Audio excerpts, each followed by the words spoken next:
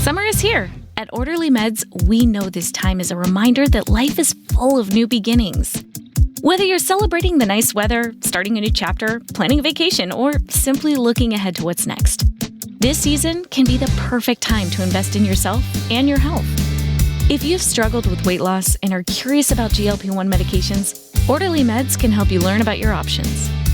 Through a simple virtual process, you can connect with licensed medical professionals who can determine whether treatment may be appropriate for you. Getting started is fast, convenient, and happens online from the comfort of home. This summer, consider a new approach to feeling your best. Visit orderlymeds.com/podcast to learn more. That's orderlymeds.com/podcast. orderlymeds.com/podcast. Because every new season is an opportunity to take the next step forward. Compounded medications are not FDA approved. Eligibility required and determined by a licensed provider. Individual results may vary. See website for details. Hey listeners, this is Peter and welcome back to the History Shorts. Today's episode is brought to you by the podcast Republic, your ultimate listening app. Discover and subscribe to thousands of podcasts from around the world. Download Podcast Republic today, available on Google Play and the Apple App Store. Today on History Shorts. In October of 1918, the American Expeditionary Forces in France had a communications problem that was getting men killed. The Germans were listening to everything. They had tapped the telephone lines, they had broken the American codes, and they spoke excellent English. And when the Americans gave up on the phones and sent runners instead, soldiers carrying messages on foot between positions, the Germans captured one out of every four of them. Every plan, every movement, every attack was arriving in German headquarters almost as fast as it arrived at its intended destination. And then, somewhere behind the lines, an American officer walked past two soldiers from Oklahoma having a conversation. He could not understand a word they were saying, and in that moment, he realized something. If he couldn't understand them, neither could the Germans. Our history brief today covers some recent history news.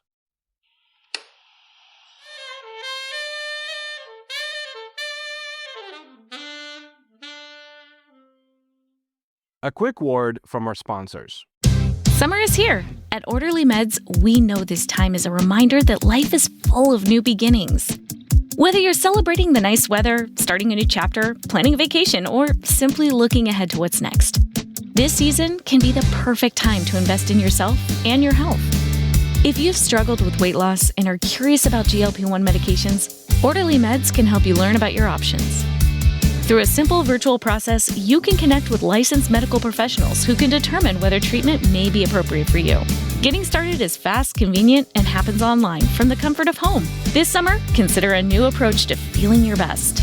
Visit orderlymeds.com/podcast to learn more. That's orderlymeds.com/podcast. orderlymeds.com/podcast. Because every new season is an opportunity to take the next step forward.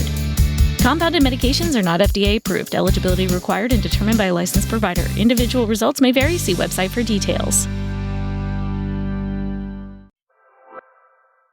This day in history. On July 23, 1829, William Austin Burt received a patent for the typographer, considered the first practical typewriter.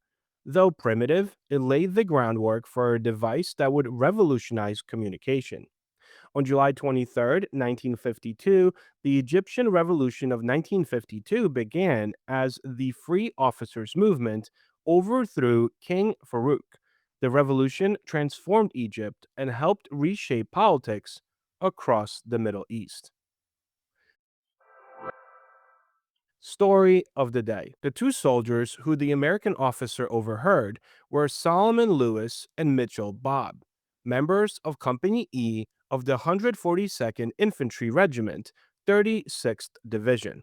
They were speaking Choctaw. The 36th Division was a National Guard unit built from Texas and Oklahoma.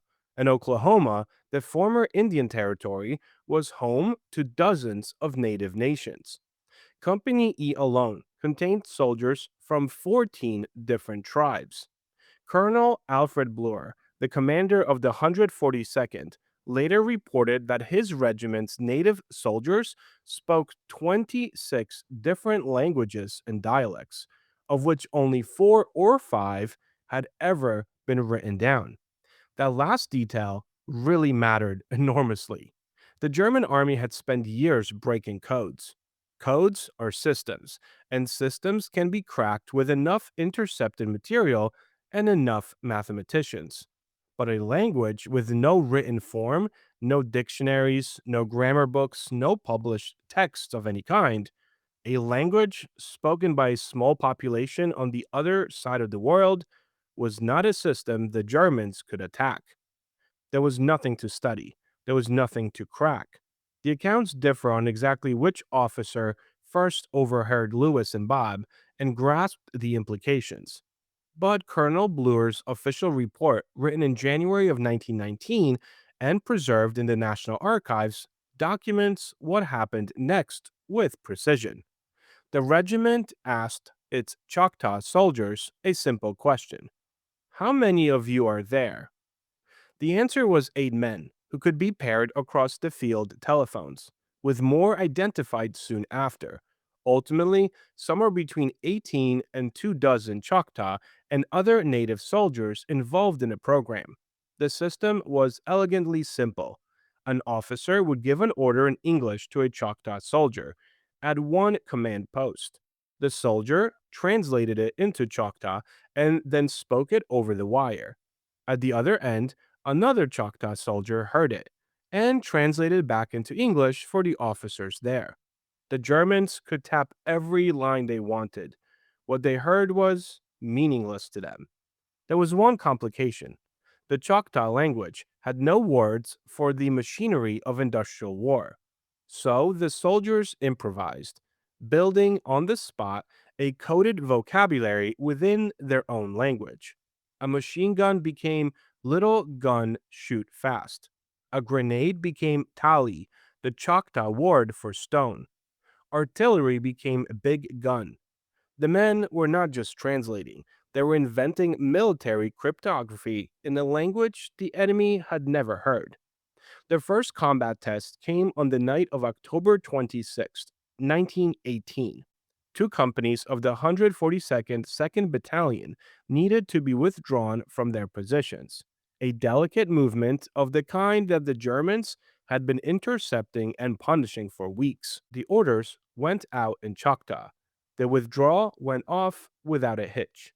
The following day, the division prepared its assault on a fortified German position called Forest Firm on a bend of the Aisne River, a strong point that had already thrown back 2 French attacks. The entire operation, the troop movements, the coordination, the timing of the artillery, was arranged over the telephone lines in Choctaw. The attack achieved complete surprise. The German garrison was captured or destroyed almost in its entirety. Clear evidence that for the first time in weeks, the enemy had heard nothing. Colonel Bluer's report stated the conclusion quite plainly. The Choctaw language had worked. 2 weeks later, the war was over. Officers of the 36th Division wrote afterward that had the war continued, the Code Talker program would have been expanded across the entire division. Instead, it was quietly suspended, filed away, and then largely forgotten. And now, the part of this story that has to be told alongside this entire triumph. The language that saved American lives at Forest Firm was a language that the United States government had spent decades trying to eradicate. Many of these same men, as children, had attended Indian boarding schools, institutions whose explicit mission was to strip Native children of their languages and cultures. Children at those schools were punished, sometimes brutally, for speaking Choctaw. The very words that defeated the German army in this particular region in 1918 were words these men had been beaten for speaking as boys. And there's also one more layer here. In 1918, most of these soldiers were not United States citizens. Native Americans were not granted citizenship until 1924, 6 years after the Choctaw Telephone Squad went to war. They volunteered anyway.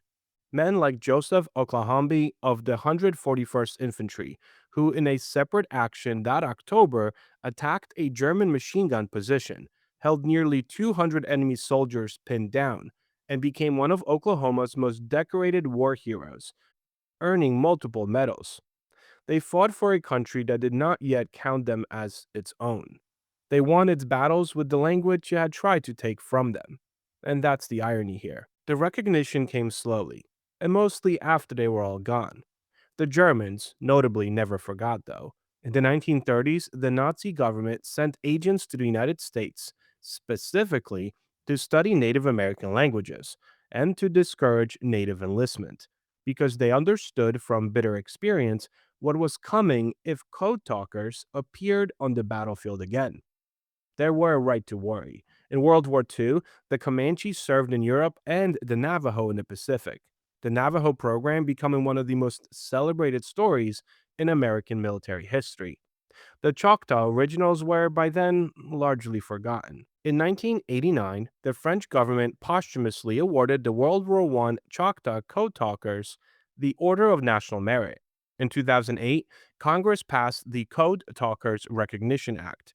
In 2013, 95 years after Forrest Firm, congressional gold medals were finally awarded honoring the Code Talkers of every tribe. Not one of the original Choctaw Telephone Squad lived to see it. The History Brief. Today on Some History News, we're talking about a different kind of archaeological discovery.